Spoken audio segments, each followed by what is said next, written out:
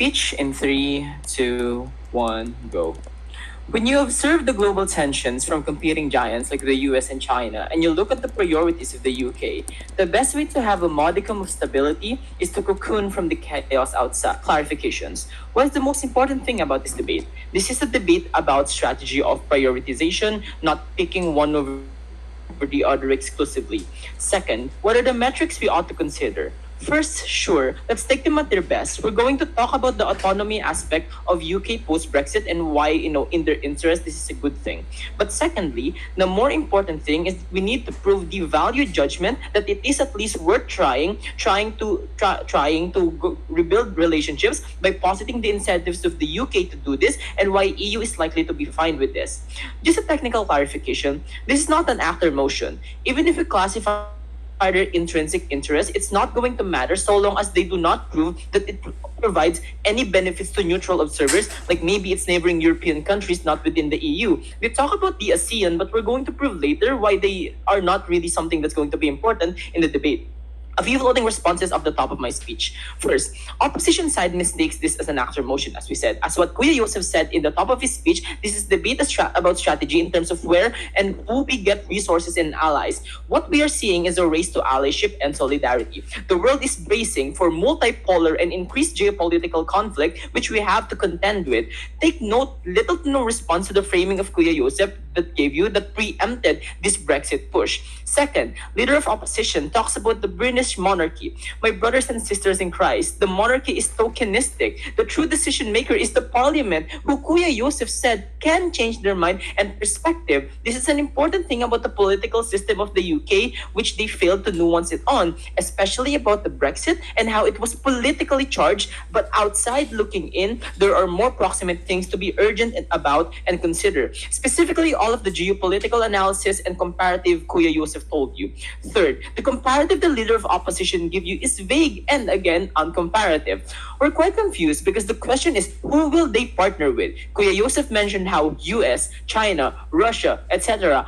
are not the best partners right now. And on side proposition, it's not like all these existing partnerships will go away. It's about who we prioritize, and on proposition, we will prioritize the EU. If they say that they want to prioritize smaller nations who need help, bro, what is the upside then to the UK and the EU? Like, who cares? All these insignificant smaller nations who will take more than they give present zero upside to the European continent. So in terms of providing the incentives of the UK and the EU, they fail on their own metric. And lastly, the reason why Brexit happened was because the EU wanted to sidestep the migration and refugee crisis. This is quite a less priority now, given that EU had successfully been able to manage it. As what Kuya Joseph said, moving forward, the geopolitical tensions are more urgent and necessary to content of which opposition had no response to. Why is this crucial? This is crucial because we are actually currently dealing with the status quo right now. What happens in the debate without this specific piece of information is you have an isolationist tendency that only appeals to what is right or what feels right in the moment, instead of trying to look at the bigger picture when it comes to the interests of the Europe as a continent as a whole. This unresponded material is extremely crucial because if the opposition isn't able to handle or at the least respond to this, their whole case falls apart because it doesn't connect to the premise we gave. The response is simple here, right? Like the European Union already has the budget to like have this sort of thing. Okay, we'll explain again why the UK is going to be all right with it now, right? Because of the intensifying competition between the US and China, there needs to be an alignment to create sovereignty through these middle powers. Being aligned with the EU, it builds more autonomy and solidarity for them, which Kuya Joseph already mechanized to you. Now, let's go back to why the European Union is going to be okay with it now. Because this is the pushback coming from LO that the European Union doesn't need UK as much as the UK needs the European Union. It's going to be, because it's a trading partner within their proximity, it's a win-win for them because UK was a massive contributor. And again, post-Brexit, the COVID-19 was a very unexpected event that really hurt the economy of many countries in the European continent. And this has made them do a lot of economic pivots. And even if they already have the funds to be able to do these things, the UK being captured by other geopolitical actors causes more destabilization within the region because the UK maybe, want to partner with the US, and the US likes to build military bases in their allies. When it comes to China, there's going to be a lot of trading that's going to happen that deprioritizes the European Union. So the tieback is simple. We prove to you the necessity of rebuilding is going to be the most important principle when it comes to European solidarity. Going now to my weighing that. So on this aspect of autonomy, what they tell us is that, the UK is likely or more beneficial to have influence in development aids to a nation outside of EU. The problem with this is that the EU was historically wanted to be in peace with everyone, right? Then the UK was the only one that wanted to break the mold. Builds trust and stability if you try to rebuild this relationship back.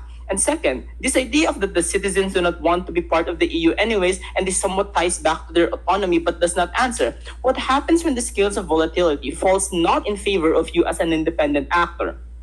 On our side of the house, we gain less pressure. Because again, we don't really go back to the EU, we just strategically positions ourselves outside of their scope.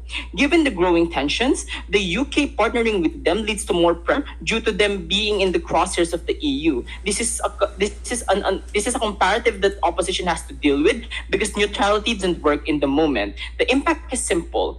The maintenance of EU solidarity is just a more guaranteed basis of autonomy for the UK. They bolster the political, economical, and social escalation, and this also leads to the recognition of the UK as a returning power. And on the safety nets that we have on our side of the house is first, we avoid sanctioning from our neighbors when we try to extend outside already of what we have right now. Second, we just secure more proximate trade because UK giving more aid to ASEAN literally makes no sense when they are so far away from the UK that the returns on investment that they may have is not really something that's going to be guaranteed. And again, historically speaking, the UK has more interest in South Asia than Southeast Asia, right? We already agreed that the UK is capable of contributing. If they extend outside the continent, why shouldn't they be able to contribute to the EU? In fact, we give them more opportunities to help other countries because we don't give them a false hope of charity.